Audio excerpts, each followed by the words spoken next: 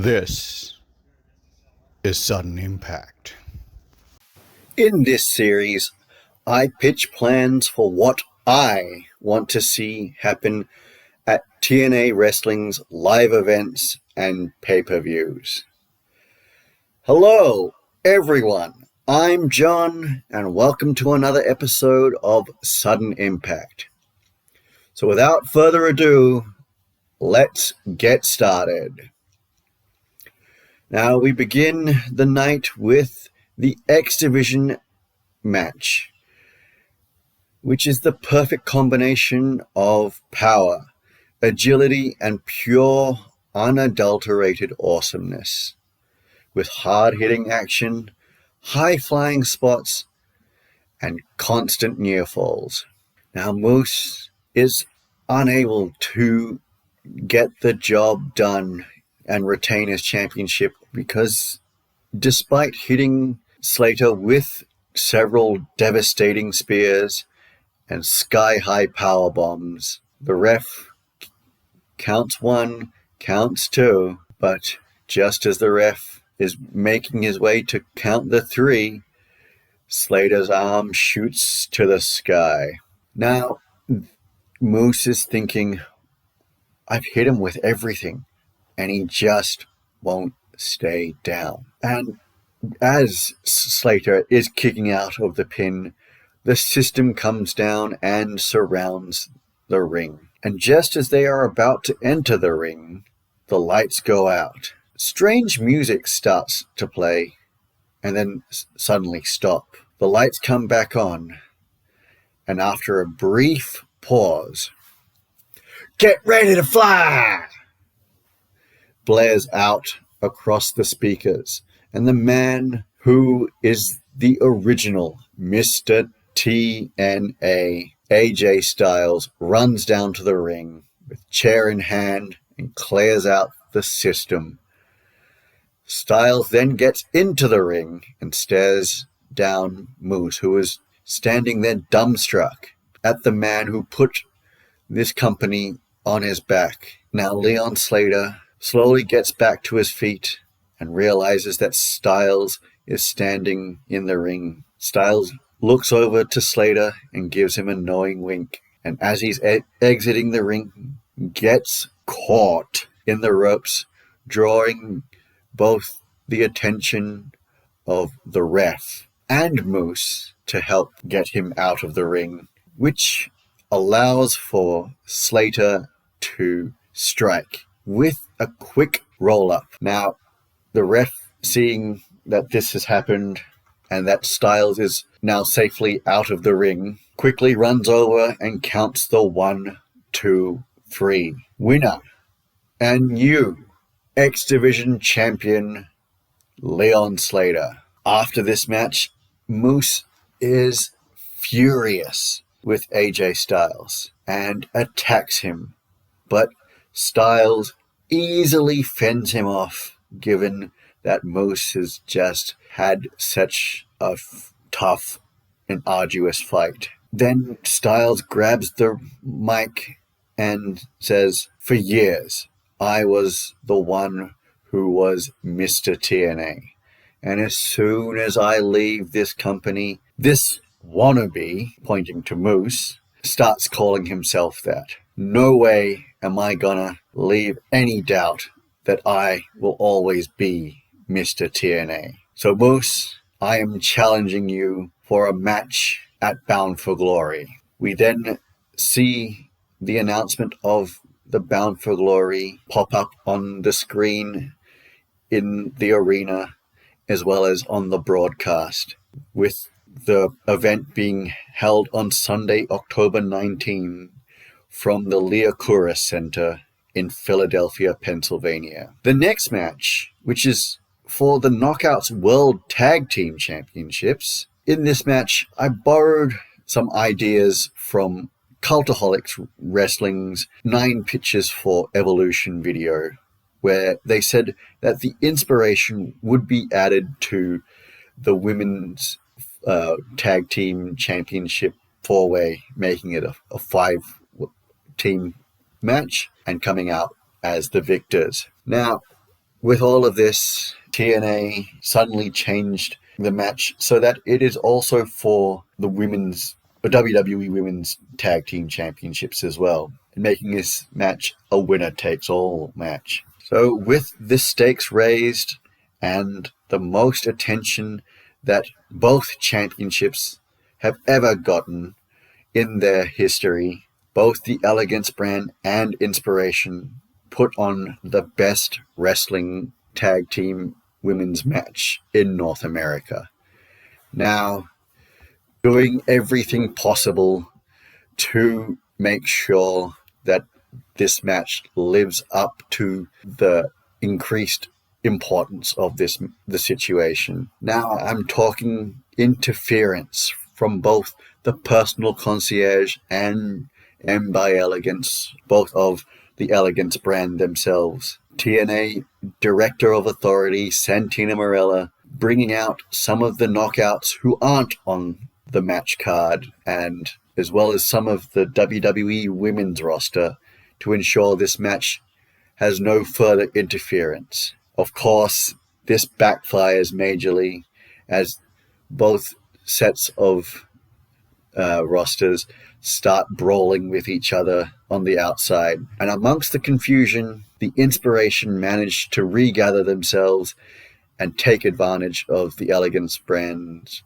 concern for both the personal concierge and M, and hit their double team maneuver to get the pin, to retain the WWE Women's Tag Team Championships and become the new TNA Knockouts World Tag Team Champions. So next up is the heated rivalry and a quest for redemption and revenge. Now, I'm talking about the match between Mustafa Ali and Cedric Alexander, both of whom make their entrances alone, which is strange considering how Mustafa Ali always manages to get his Order 4 group to accompany him down to ringside. But more on their absence later. Before the match starts, even, Ali attacks Alexander, pummeling him with chair shots across the back.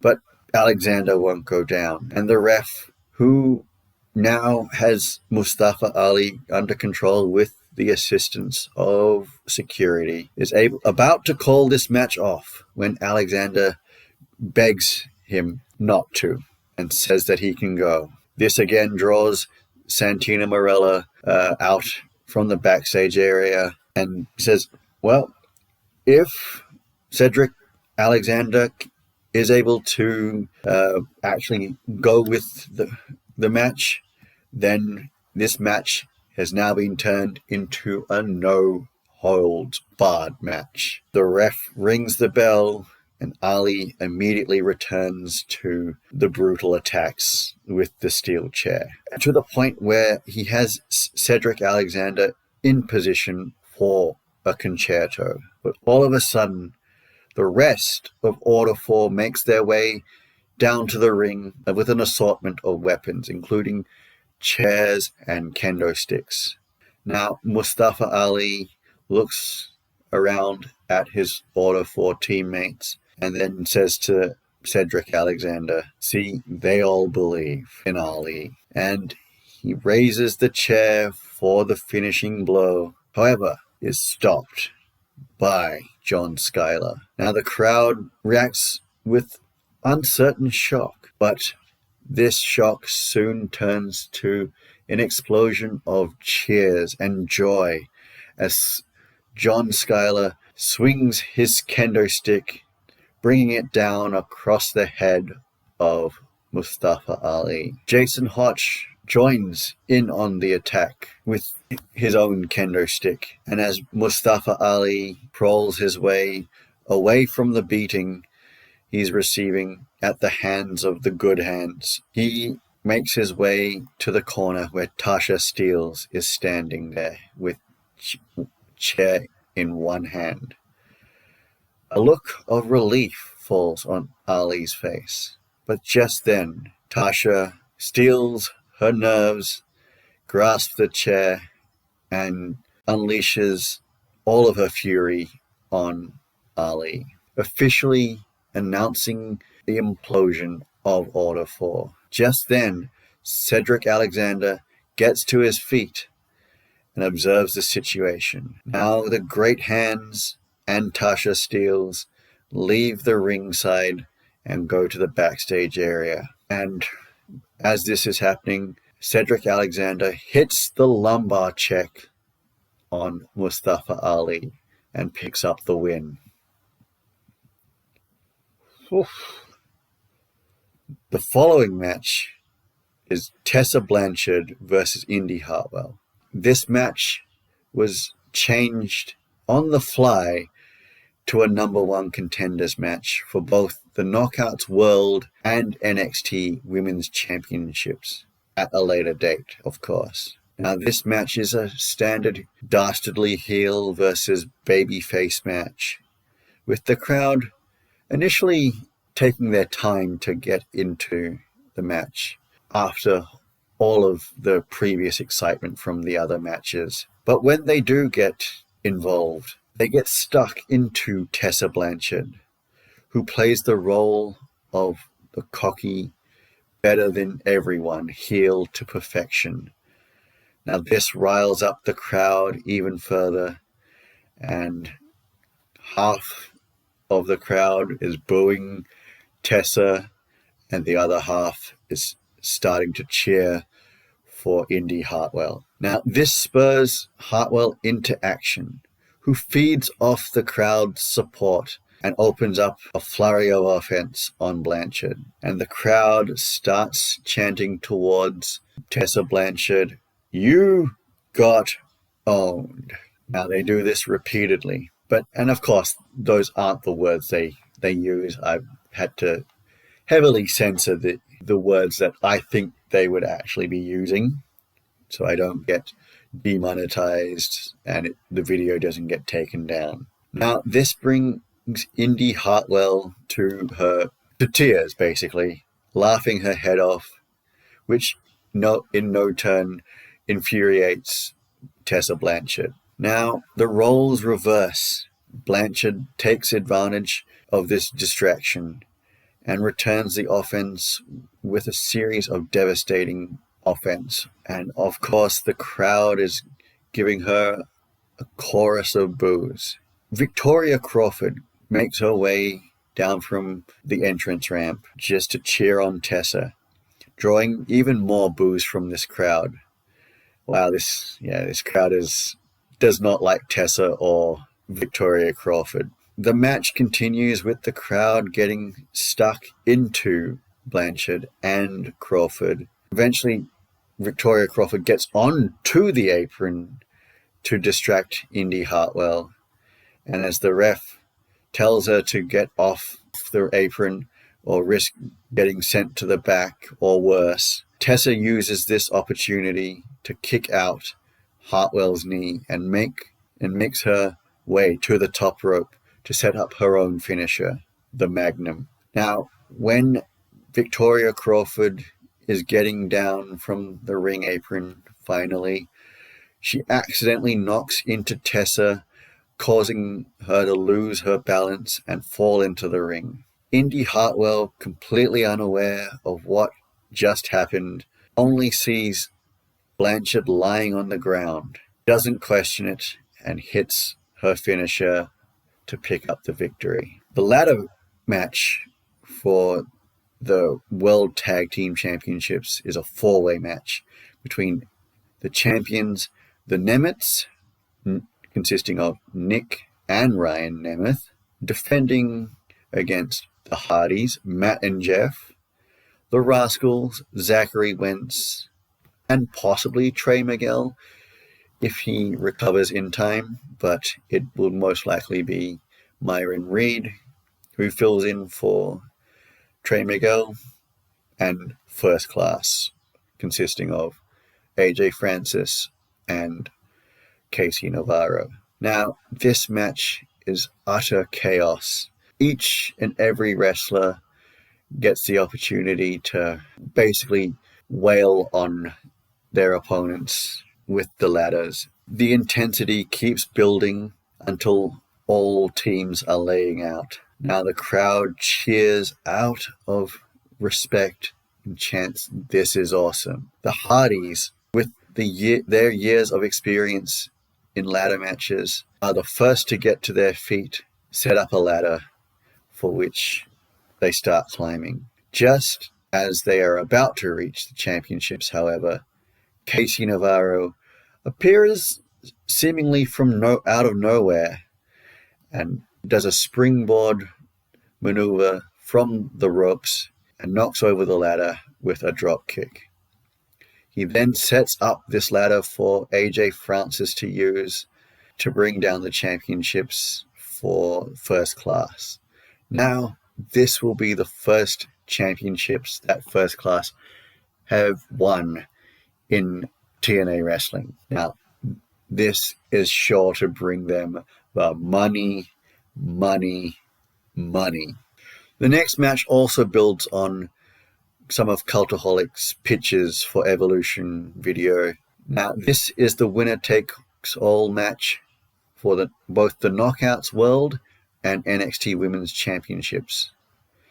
Now, the competitors are the Knockouts Champion, Marsha Slamovich, and the NXT Women's Champion, Jordynne Grace. Now, Grace comes down to the ringside in her entrance with Blake Monroe, and Slamovich and Grace proceed to put on a match for the ages and worthy of being the third match in their series of matches. This one has everything. Plenty of back and forth finishes, kicking out of each other's finishes, and so much more. Now, Blake Monroe gets fed up with this, goes to the announcer's table and grabs a chair and slides it into the ring. Grace picks up the chair, looks at it and smirks, then throws it out of the ring. Now, she's gonna do this properly without resorting to cheating. Grace and Slamovich both get into it again. And after several minutes of total non-stop action, Grace is exhausted. Slamovich is exhausted. In opposite corners of the ring, just as the crowd goes wild, Grace is about to continue this match when suddenly Monroe offers her the chair again, which Grace knocks away and turns back to face Marsha Slamovich. But crack!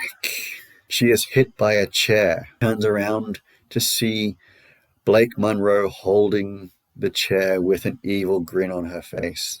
Now, Monroe blasts Grace again in the stomach with her chair.